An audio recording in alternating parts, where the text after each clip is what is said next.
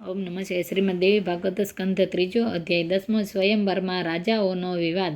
વ્યાસજી બોલ્યા, બીજા દિવસે શુભ મુહૂર્તમાં રાજા સુબાહુએ પોતાના ભવ્ય ભવનમાં બધા રાજાઓને બોલાવ્યા. અનેક ઉત્તમ મંચ બનાવવામાં આવ્યા હતા.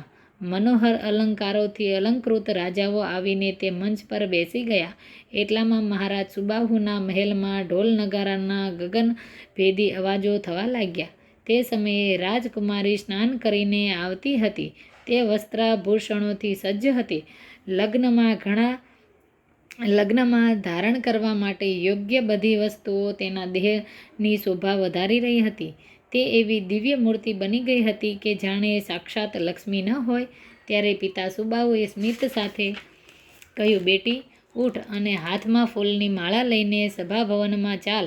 જો આજે ત્યાં ઘણા બધા રાજાઓ આવ્યા છે. સુમધ્યે તેમાં જે ગુણવાન, રૂપવાન અને ઉત્તમ વંશ સાથે સંબંધ રાખનાર છે, શ્રેષ્ઠ રાજા તને પસંદ પડે તેનું તું પતિ તરીકે પસંદ કરી લે. શશિકલા બોલી, પિતાજી, મેં નક્કી કર્યું છે કે હું ઉપસ્થિત રાજાઓની સાથે જઈશ નહીં.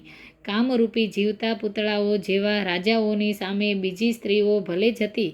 જો તમે મારું કલ્યાણ ઈચ્છતા હો તો કોઈ શુભ દિવસે લગ્નની વિધિ પૂર્ણ કરીને મને સુદર્શનને સમર્પિત કરી દો. વ્યાસજી બોલ્યા, રાજન. ત્યારે શશિકલાની વાત સાંભળીને રાજા સુબાહુ ચિંતિત થઈ ગયા. આ પ્રસંગે જો હું તેમને કહું કે કન્યા સ્વયંવરમાં આવશે નહીં તો તે ખોટી બુદ્ધિવાળા રાજાઓ મને મારી નાખશે. આમ ચિંતિત થઈને તથા મનોમન કંઈ વિચારીને રાજા સુબાહુ રાજાઓની પાસે ગયા અને તેમને પ્રણામ કરીને નમ્રતાપૂર્વક કહ્યું, મહાનુભાવ રાજાઓ, હું શું કરું? હું લાચાર છું. મારી પુત્રી સ્વયંવરમાં પધારશે નહીં. હું આપ બધા રાજાઓનો સેવક છું. આપના ચરણોમાં મારું માથું છે. એટલે હવે તમે પૂજા વગેરેનો સ્વીકાર કરીને પોતપોતાના રાજ્યમાં પધારવાની કૃપા કરો. હું તમારા બધાના કૃપાપાત્ર છું. મને બધી રીતે આપની સેવા સ્વીકાર્ય છે. હવે તમારે મારી પુત્રીને પણ તમારી પુત્રી માની લેવી જોઈએ. વ્યાસજી બોલ્યા, મહારાજ સુબાહુની વાત સાંભળીને કેટલાક રાજાઓ તો ચૂપ રહ્યા, પરંતુ યુધાજીતની આંખો ક્રોધથી લાલ થઈ ગઈ. અત્યંત ક્રોધિત થઈને તે સુબાહુને કહેવા લાગ્યો, રાજા, તું ઘણો મૂર્ખ છે.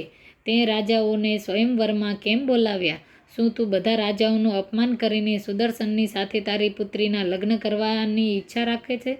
હું હમણાં જ તારા જેવા પાપી રાજાઓને મારી નાખું છું. ત્યારબાદ સુદર્શન પણ મારા હાથે કાળનો કોળિયો થઈ જશે. પછી હું તારી કન્યાના લગ્ન મારા દોહિત્રની સાથે કરીશ. રાજેન્દ્ર, તું જા અને આ કાર્યને પૂર્ણ કર.